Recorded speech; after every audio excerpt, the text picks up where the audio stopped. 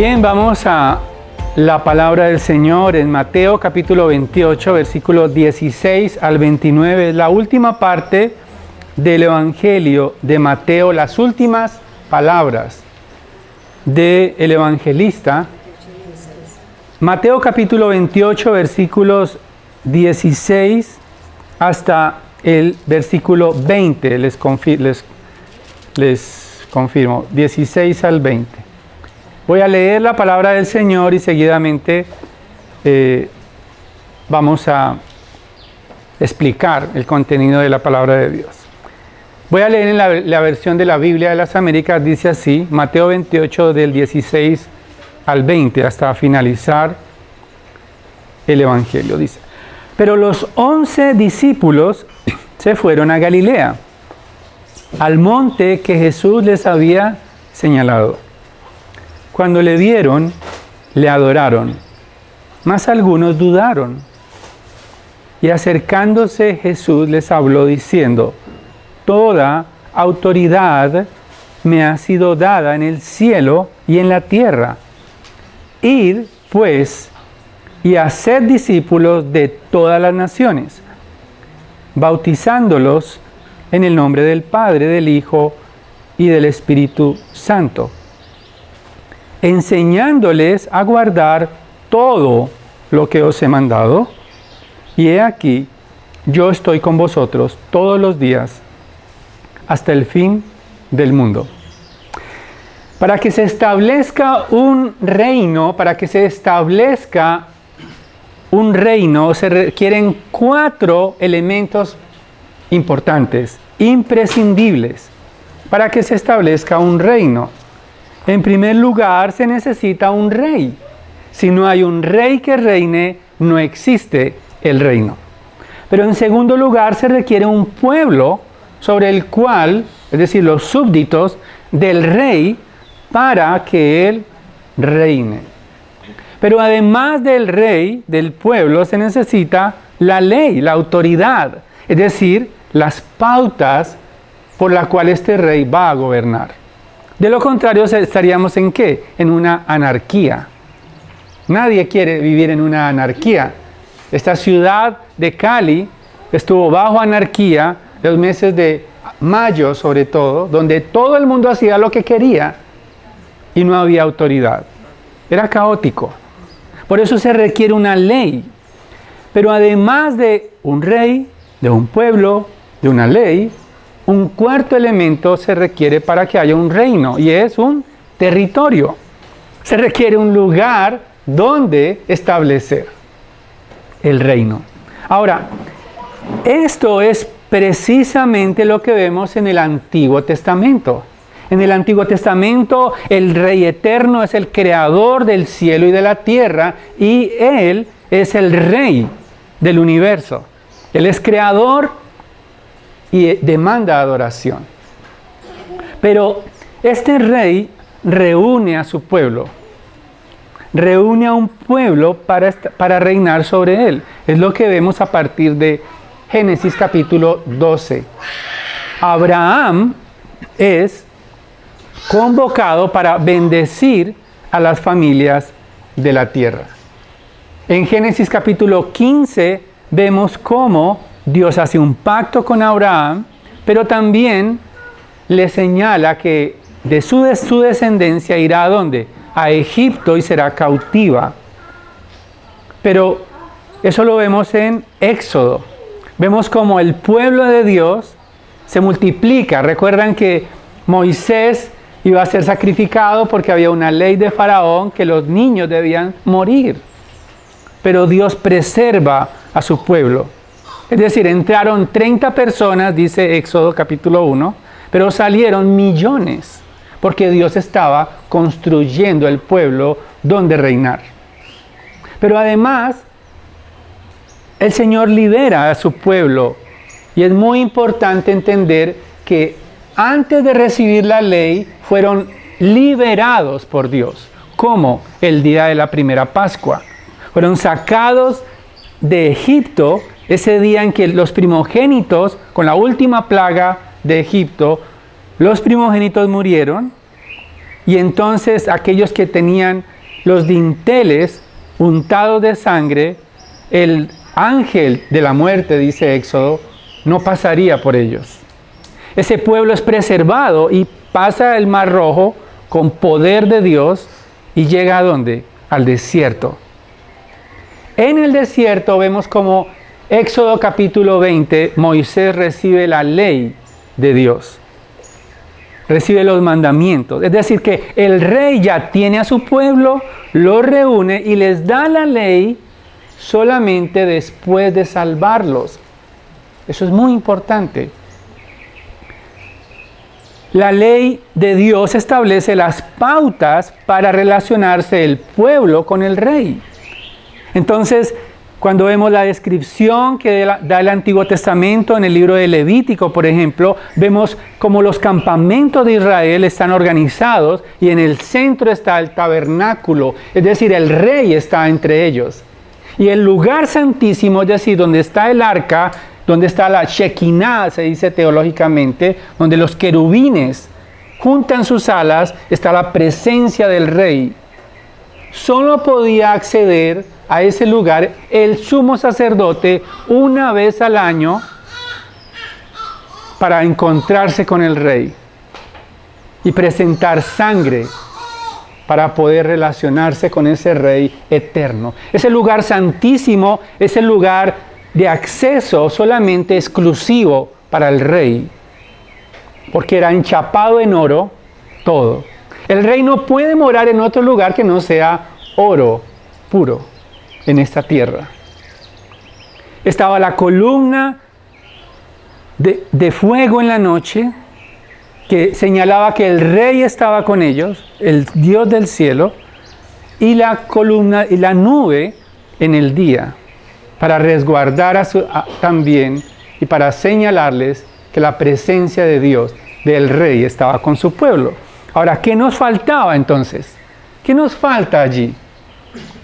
El territorio, la tierra.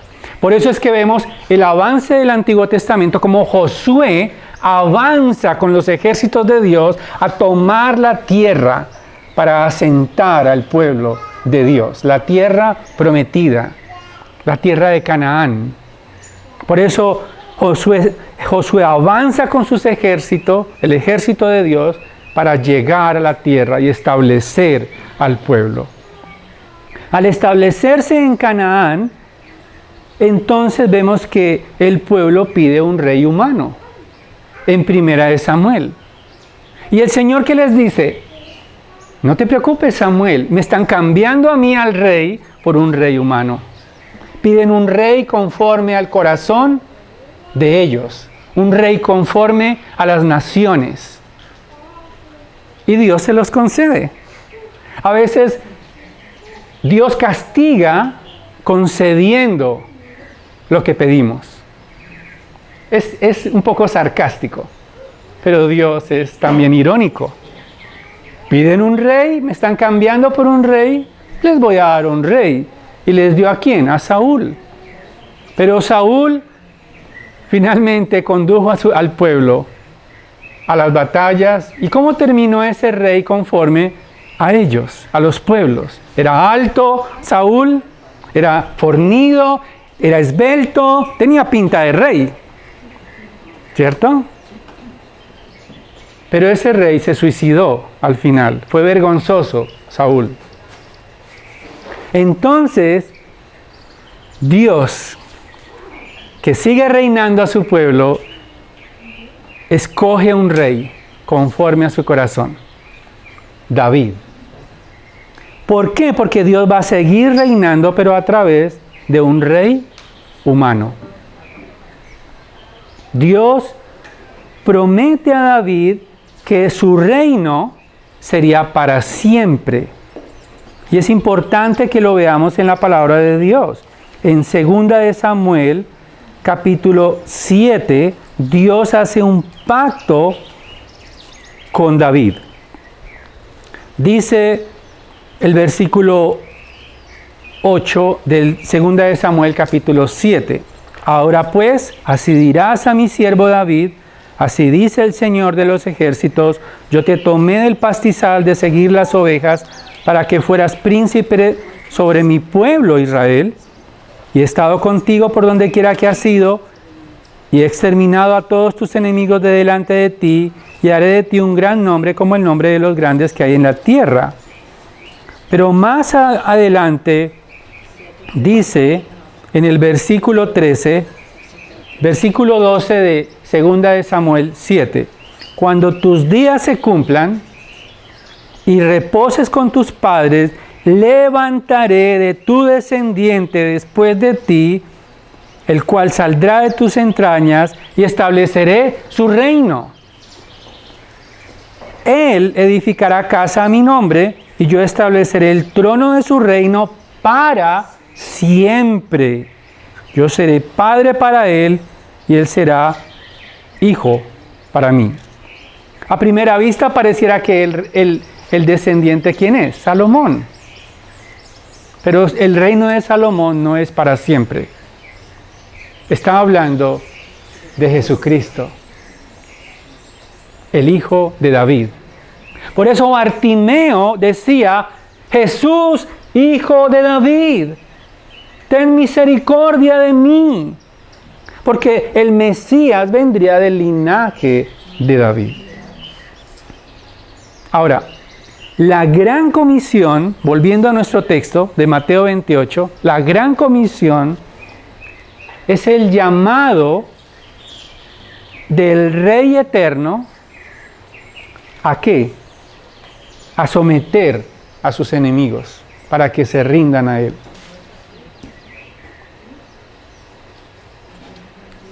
El evangelismo y la plantación de una iglesia es el llamado a que todos se sometan a la autoridad del único Rey que vive para siempre, Jesucristo. Y ese es mi mensaje en esta mañana. Plantamos una nueva iglesia para cumplir la gran comisión. Plantamos una nueva iglesia para cumplir la gran comisión. Y vamos a ver rápidamente el mandato para plantar de los versículos 16 al 18. Vamos a ver la forma de plantar la iglesia en los versículos 19 al 20.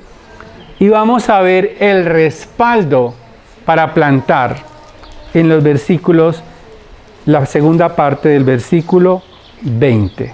Entonces vamos a la primera parte, el mandato para plantar la iglesia. Regresemos nuevamente allí a Mateo capítulo 28, versículo 16. Dice que los 11 discípulos se fueron a Galilea, al monte que Jesús les había señalado. No sabemos cuál es el monte. Algunos dicen que era el monte Sión, otros que era otro montículo. No nos distraigamos ahí cuál era el monte, no es la idea central. Lo que es cierto es que cuando le vieron, le adoraron. Ahora, recordemos que estas palabras que encontramos en Mateo 28, 16 son dadas por Jesucristo resucitado. Por eso es que ahora adoran a Jesucristo. Dice el texto que cuando lo vieron, ¿cuándo lo habían visto por última vez? En la cruz. Lo vieron agonizante, parecía un rey derrotado. Decía allí el letrero en la cruz, ¿cómo decía? Este es el rey de los judíos. De manera burlona, podríamos decirlo. Pilato dijo: si ese se cree rey, pues les voy a crucificar a su rey. Porque el único rey es ¿quién? César, el emperador. Pero ahora el rey está acercándose a sus discípulos y está resucitado. La única manera de ver a Jesucristo es adoración.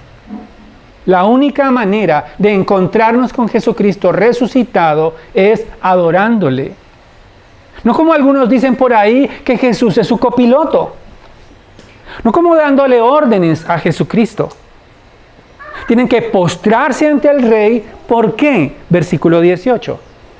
acercándose Jesús, les habló diciendo, y hay que concentrarnos aquí en esto que está diciendo el Señor Jesucristo. Toda autoridad me ha sido dada en el cielo y en la tierra.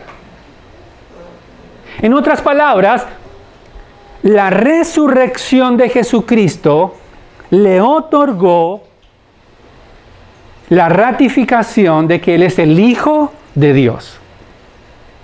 Él es el Mesías.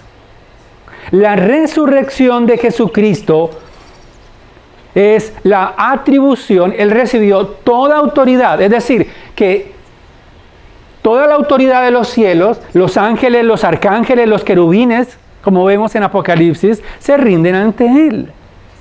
Pero además los demonios se rinden ante Él. Pero además toda criatura se rinde ante Él. Pero además todo lo que vive debe exaltar a Jesucristo. Pero además todo ser viviente vive porque Jesucristo le place dar vida. Entendamos lo que está pasando aquí, porque podemos caer en una muletilla diciendo, sí, toda autoridad se le dio, como la autoridad de Putin o la autoridad del presidente. No. Es toda autoridad, es decir, Él tiene en sus manos la vida y la muerte. Él tiene en sus manos la potestad absoluta para enviar al infierno a todo el que se niegue a rendirse ante Él. Esto no es un asunto cosmético, esto no es, y entiéndanme, esto no son mis palabras. Esta es la autoridad de la palabra de Dios. Y la expresión del Señor Jesucristo, toda autoridad me ha sido dada en la tierra, es exactamente como Daniel describe, en Daniel capítulo 7, describe la visión de Dios, del Hijo de Dios. Daniel todo el tiempo estuvo en el exilio en Babilonia, pero él recibió visiones de las cosas futuras. Y en Daniel capítulo 7, miren la relación de la expresión de Jesucristo. Daniel 7:13 dice, Daniel, seguí mirando en las visiones nocturnas, y he aquí con las nubes del cielo venía ¿quién? Uno, como un hijo de hombre, que se dirigió al anciano de días y fue presentado ante él. Versículo 14 de Daniel 7. ¿Y qué dice allí, Daniel? Y le fue dado, ¿qué? Dominio, gloria y reino, ¿para qué? Para que todos los pueblos, las naciones y lenguas le sirvieran. Su dominio, dice Daniel, es un dominio eterno que nunca pasará.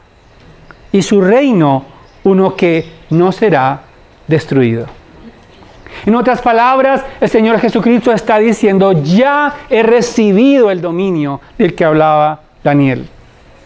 Ya tengo la autoridad. Ya tengo toda la plenitud. Por lo tanto, todo aquel que no se rinde ante este rey será consumido. El reinado de Jesucristo comenzó con su resurrección. Él está reinando, Él está en su trono. Aunque nos reunamos en esta mañana y parece que fuera como una reunión social o algo así, esto no es una reunión social. Esto no es una fiesta particular. Pido al Señor que los haya atraído rendirse a Jesucristo. Y no mis palabras. Que sea la rendición ante el Rey soberano la mayor motivación para plantar una iglesia. El reinado de Jesucristo comenzó, ya Él es Rey. Toda autoridad le ha sido dada. Toda la potestad, todo el dominio. Pero además, cada metro cuadrado de esta tierra, cada célula Cada átomo, cada planeta le pertenece a Jesucristo. Y Él lo pidió y ya le fue concedido. Vamos por un momento al Salmo 2. En el Salmo 2 es un salmo mesiánico. El Señor, Dios inspiró este salmo por su Espíritu, es la palabra de Dios. Y miren lo que dice el versículo 7 del Salmo 2. Es un salmo mesiánico. Ciertamente anunciaré el decreto del Señor. ¿Qué me dijo? Mi hijo eres tú. Yo te he engendrado hoy. Y miren la petición del hijo. Versículo 8 del capítulo 2 de Salmos. Pídeme y te daré ¿qué? Las naciones como herencia tuya. Y como posesión ¿qué? Tuya, los confines de la tierra. Tú los quebrantarás, el hijo, tú los quebrantarás como vara de hierro. Con vara de hierro los desmenuzarás como vaso de alfarero. Por eso el Señor Jesucristo está diciendo el versículo 19, volvamos a Mateo 28, el mandato para plantar iglesias, el mandato para evangelizar, está sustentado en la autoridad de Jesucristo. Id pues, en otras palabras, como toda autoridad me ha sido dada, vayan, porque tengo súbditos míos.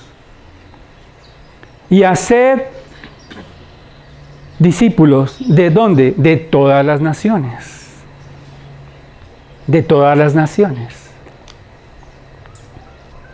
Pero además, como esto si fuera poco, en el Nuevo Testamento, en Romanos capítulo 1, el apóstol Pablo vuelve a reiterar que la resurrección de Jesucristo transformó la manera en que debemos ver a Jesucristo.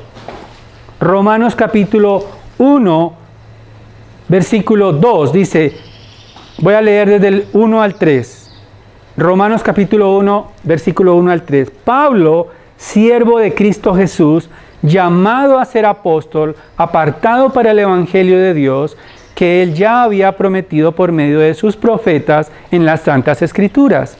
¿Acerca de quién? De su Hijo, que nació de la descendencia de David, según la carne, versículo 4, y que fue declarado Hijo de Dios con poder conforme al Espíritu de Santidad. ¿Por qué? Por la resurrección de entre los muertos, nuestro Señor Jesucristo.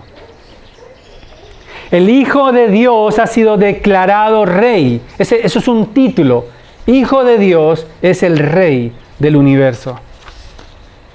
No puede ser menos que el Rey de Gloria. No puede ser menos. No podemos ver a Jesucristo como quizás nuestro siervo para cumplir nuestros sueños en esta tierra. No. Jesucristo no resucitó para hacer emprendimientos humanos de pequeñas industrias de la fe. No. El Hijo de Dios no resucitó para darles lujos a aquellos que hablan en su nombre y que ponen letreros en sus iglesias a nombre de Él. El Señor Jesucristo no resucitó y no ha vencido la muerte para llenarnos de nuestros propios sueños pasajeros. Él resucitó para que toda criatura se doblegue ante Él, para que se rinda en adoración ante Él. Y eso es plantar una iglesia. Plantar una iglesia es invitar a los incrédulos a postrarse ante el Rey Jesucristo. Plantar una iglesia es invitar a rendirse ante Jesucristo para no recibir su ira más adelante, porque Él regresará para siempre. Y todo aquel que no se postró ante Él será juzgado, será condenado eternamente. No hay opciones. ¿Por qué? porque Él es el Rey. Es importante que entendamos la trascendencia de esta declaración. Ahora, no podemos cumplir el mandato de hacer discípulos simplemente hablando del Evangelio. Yo les traje unos folletos donde está el Evangelio, pero no cumplimos la gran comisión repartiendo folletos.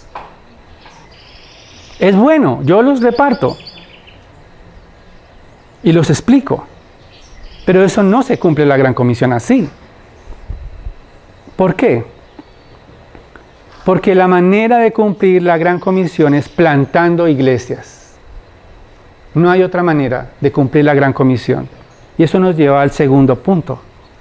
Versículo 19, volvamos nuevamente a Mateo 28, 19. Hay algo bien importante allí, y es que hemos visto el mandato para plantar la iglesia, es de Jesucristo resucitado, el Rey eterno, pero ahora vamos a ver la forma de plantar. Versículo 19 al 20. Id pues y haced discípulos de todas las naciones, en primer lugar, ¿cómo? Bautizándolos en el nombre del Padre, del Hijo y del Espíritu Santo. Es necesario bautizar. Entonces, el bautismo, para quienes quieren bautizarse, es una señal de rendición y de ser bienvenido al reino de Dios. Es la entrada al reino, el bautismo. Pero hacer discípulos no solamente es evangelizar, sino por eso se requiere una iglesia, por eso se requiere plantar una iglesia. ¿Por qué? Porque un discípulo debe aprender acerca de Cristo, en primer lugar. Debe entender que Jesucristo es Dios. Por eso hemos estado hablando de Primera de Juan y la cerramos hace 8 días. Porque un discípulo debe entender que Jesucristo es Dios, en primer lugar. Pero en segundo lugar, un discípulo debe creer en el testimonio apostólico de la palabra de Dios. Y además, un discípulo no solamente debe saber que Jesucristo es Dios, no solamente debe entender y rendirse al testimonio apostólico de sus apóstoles, que fueron inspirados para redactar el Nuevo Testamento. Un discípulo debe ser enseñado en obedecer las palabras del Rey.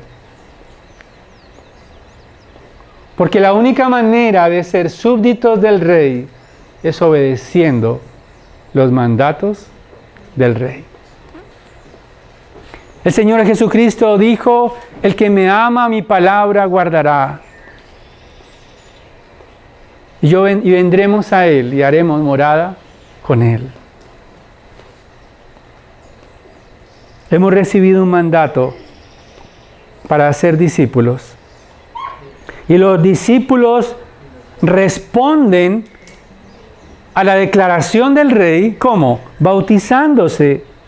Y es bien interesante porque la Trinidad está allí, dice, bautizándolos en el nombre del Padre, del Hijo y del Espíritu Santo. Es decir, que el Padre Celestial preparó la redención. El Hijo cumplió la redención en la cruz. Él se sometió ¿a quién? A la voluntad del Padre. Él dice en Getsemaní: Padre, si es posible que esta copa pase, pero que se haga tu voluntad. El Padre diseñó la redención, pero el Hijo la concretó en la cruz, hasta que dijo: todo está consumado.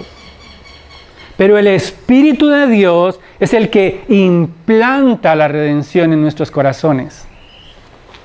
Es decir, el Espíritu Santo aplica la redención para que amemos a Dios, para que honremos a Cristo. El Espíritu Santo glorifica a Cristo. Entonces en el bautismo hay que bautizar en el nombre del Padre, del Hijo y del Espíritu, porque la Trinidad completa está allí respaldando a los súbditos del Rey. Entrar al reino es el primer paso para someterse a los designios del Rey, pero no es suficiente. Dice el versículo 20, enseñándoles a guardar todo lo que os he mandado. Es importante la iglesia porque si aquellos que se rinden a Cristo no son enseñados, no se cumple la gran comisión. No hay gran comisión si no se les enseña la doctrina, las enseñanzas de Jesucristo. Eso lo vemos al comienzo de la iglesia. En Hechos capítulo 2, versículo 36, es el primer discurso de Pedro después de que les han dicho que están borrachos. Hechos 2, 36, recordemos que Pedro acaba de suceder Pentecostés, les están diciendo todos que están borrachos, que están locos, que todo lo que están hablando son disparates, pero él está muy concentrado, él no está borracho. Él no está bebiendo vino. Él está explicando que todo lo que está sucediendo es porque Jesucristo es Rey y Señor. Y ha enviado a su Espíritu. Pero en Hechos 2:36 es la conclusión del mensaje de Pedro. Dice, sepa pues con certeza toda la casa de Israel que a este Jesús, a quien vosotros crucificasteis, Dios lo ha hecho ¿qué? Señor y Cristo. Dios lo ha hecho Rey. Y así comienza la iglesia. Pero no solamente Pedro está comenzando la iglesia recordando que Jesucristo es Rey, recordando las enseñanzas de Jesús, sino también Esteban. En el capítulo 7 de Hechos, más adelante, Esteban está pronto a ser apedreado. Hechos capítulo 7, versículo 54 al 56. Esteban está también, están odiando a Esteban porque acaba de hablarles del Evangelio desde el Antiguo Testamento. Y miren la actitud de ellos antes de matarlo a piedra. Al oír esto se sintieron profundamente ¿qué? Ofendidos. Y crujían los dientes contra él, del odio hacia Esteban.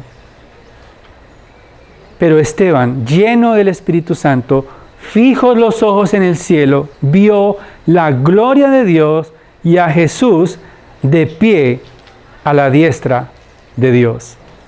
Y dijo, he aquí, veo los cielos abiertos y al Hijo del Hombre de pie a la diestra de Dios. Es decir, que la iglesia comienza entendiendo que Jesucristo está coronado en gloria. Es importante que la iglesia enseñe las doctrinas del Evangelio.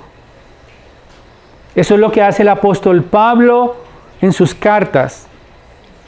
Las cartas a Corinto, a Galacia, a Éfeso, Filipenses, Tesalónica, Colosas. Él está preocupado porque la iglesia entienda que no puede obedecer si antes no ha entendido el Evangelio. Pero el reino de Dios no es una lista de cosas que hay que hacer. El reino de Dios es el amor por Jesucristo. Si nada de lo que hacemos está motivado por la fe en Jesucristo y por el amor a Jesucristo, probablemente es un desgaste de tiempo. Si nada de lo que celebramos hoy es por la gloria de Jesucristo, entonces caeremos en reuniones sociales. Ahora, el apóstol Pablo entonces está preocupado porque el Evangelio sea predicado y el Evangelio sea conservado. Vamos por un momento a 2 de Timoteo, capítulo 2, versículo 2. 2 de Timoteo 2:2. Vamos a leer desde el versículo 1. Dice, Pablo está próximo a ser muerto. Él dice que ya está prácticamente listo. La historia dice que él fue decapitado después de escribir esta carta. Poco tiempo después, él dice, yo ya estoy listo para morir. Pero él está encargando a ¿quién? A Timoteo, a su discípulo. Las últimas palabras, como un testamento. Le dice, tú pues, hijo mío, fortalécete en la gracia que hay en Cristo Jesús. Y lo que has oído de mí en la presencia de muchos testigos, eso que encarga a hombres fieles que sean idóneos para enseñar también a otros. En otras palabras, para preservar el Evangelio, para preservar las enseñanzas de Jesucristo, se requieren hombres fieles, que sean idóneos para enseñar, que conozcan a Jesucristo, que tengan una relación con el Rey a cual sirven. Lastimosamente, eso es lo que brilla por su ausencia. Muchos de los que hablan de Jesucristo no conocen a Jesucristo, ni Jesucristo los conoce a ellos. Ellos dirán, ¿no hice muchos milagros en tu nombre? En tu nombre saqué muchos demonios. Y Él les dirá, apartaos de mí, hacedores de maldad, nunca os conocí.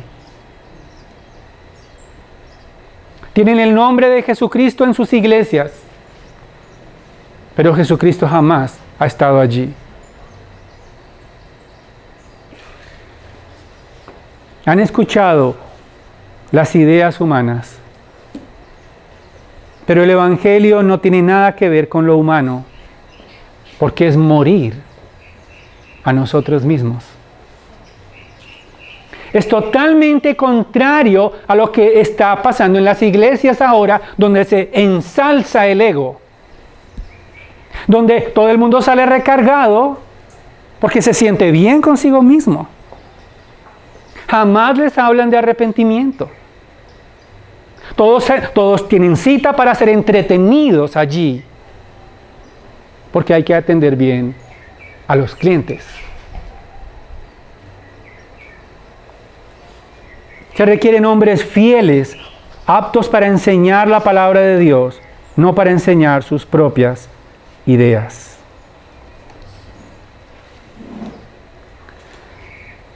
Hago parte de una red de iglesias que plantan iglesias, se llama Acts 29, Acts 29. Hay 800 iglesias alrededor del mundo. Y hemos llegado a la conclusión, al menos acá en Latinoamérica, que el problema más grave de las iglesias que se plantan es el liderazgo. Un liderazgo que no tiene carácter de Cristo. Un liderazgo que está motivado por dividir la iglesia. Entonces, crean iglesias dividiendo iglesias. O salen resentidos, entonces quieren crear su propio reino. Porque no les gusta lo que están dejando atrás. Entonces estos hombres resentidos que quieren construir su propio reino fundan un letrero, iglesia de Dios. El problema es que no tienen el carácter exigido por la palabra de Dios, como lo vamos a ver más adelante, para plantar una iglesia. Ahora, hemos visto el mandato del rey, Jesucristo resucitado. Hemos visto la forma de plantar, enseñando, bautizando y enseñando que Jesucristo es Rey y obedeciendo a Jesucristo. Pero finalmente, ¿cómo plantaremos? Vamos nuevamente a Mateo 28 al final. La segunda parte del versículo 20. Últimas palabras del Rey. Y he aquí, yo, ¿quién? Jesucristo. Yo estoy con vosotros todos los días hasta el fin del mundo. Él ha prometido respaldar a su pueblo en cualquier circunstancia. El respaldo de Jesucristo es su Santo Espíritu. El poder del Espíritu de Dios para ser súbditos de Jesucristo. Él estará con nosotros. No importa si hay pandemia, no importa si viene el cuarto pico, no importa la crisis social, el avance del reino está garantizado. Porque la presencia del Rey es suficiente para aplacar a todos los que se niegan a rendirse ante Él. Como pasó con el apóstol Pablo. Él fue rendido a los pies de Jesucristo.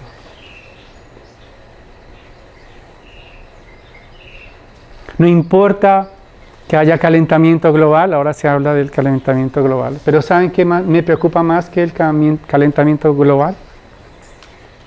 El enfriamiento global de los corazones. Los corazones que están congelados por su ego. Los corazones que están endurecidos por los placeres. Los corazones congelados que ni siquiera la gloria de Jesucristo les entusiasma más un Nintendo o no sé, ahora que se juega. Les entusiasma más ver Netflix. Les entusiasma más todo aquello que ofrece este mundo, pero no la gloria de Jesucristo.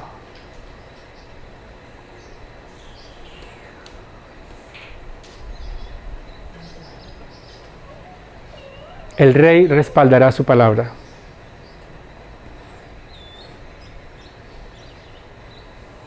Al salir de mi iglesia, muchos estaban pensando, pero usted se va, pero ya tiene un grupo. Le dije, no hay grupo. No, pero ya debe llegar a donde su familia. No hay familia. Pero usted va para su tierra, usted va a jugar allá de local. O quizás de pronto, pero usted va para el valle, usted va a Juno y usted vaya a jugar de local. Le dije, no voy a jugar de local, de visitante, con Google Maps. Pero estoy convencido de que existe discípulos de Jesucristo que serán transformados para exaltar a Cristo. Y nos tomará tiempo. Pero el reino no se detendrá del Rey. Él ha prometido estar con nosotros todos los días hasta el fin del mundo.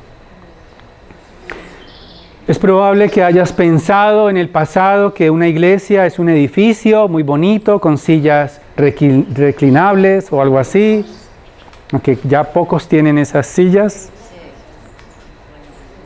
O es probable que hayas pensado que una iglesia es el lugar donde te hacen sentir bien, te prometen bienestar, te prometen que van a solucionar los problemas y que no va a haber compromiso. Simplemente te haces en la última silla, llegas de último y te vas de primero y ya. Sin embargo, La iglesia que nos manda a plantar el Señor en la gran comisión es la familia de personas que han sido salvadas por Jesucristo, se reúnen para exaltar a Cristo, para oír la palabra de Dios, exhortarse, animarse mutuamente, hacer buenas obras y salir en misión para alcanzar más discípulos. Cumplimos la gran comisión plantando una nueva iglesia en Cali. Vamos a orar. Padre, te damos gracias por tu palabra. Ayúdanos, Señor, a poder entender la majestad de Jesucristo. Solo tu Santo Espíritu puede redarguir nuestro corazón para enseñarnos la grandeza de tu amor, Señor. Te pido que podamos obedecer este mandato tuyo, a pesar de nuestros argumentos, de nuestras excusas. Te pido, Padre, que nos ayudes a poder honrar tu nombre en esta ciudad, comenzando bien, Señor, adorándote, glorificándote. Gracias porque a pesar de todos los obstáculos que tengamos para comenzar esta nueva iglesia, tú nos garantizas tu espíritu y también nos das tu presencia, tu santa bondad, tu amor para seguir adelante. Gracias por mis hermanos, Señor. Gracias por sus corazones, por sus familias. Gracias, Señor, por todos los que se añadirán gozosos de poder adorarte y de poder honrar tu nombre, esperando tu segunda venida para la gloria de tu nombre. Te lo pedimos por Jesucristo, el Rey, Hijo de David. Amén.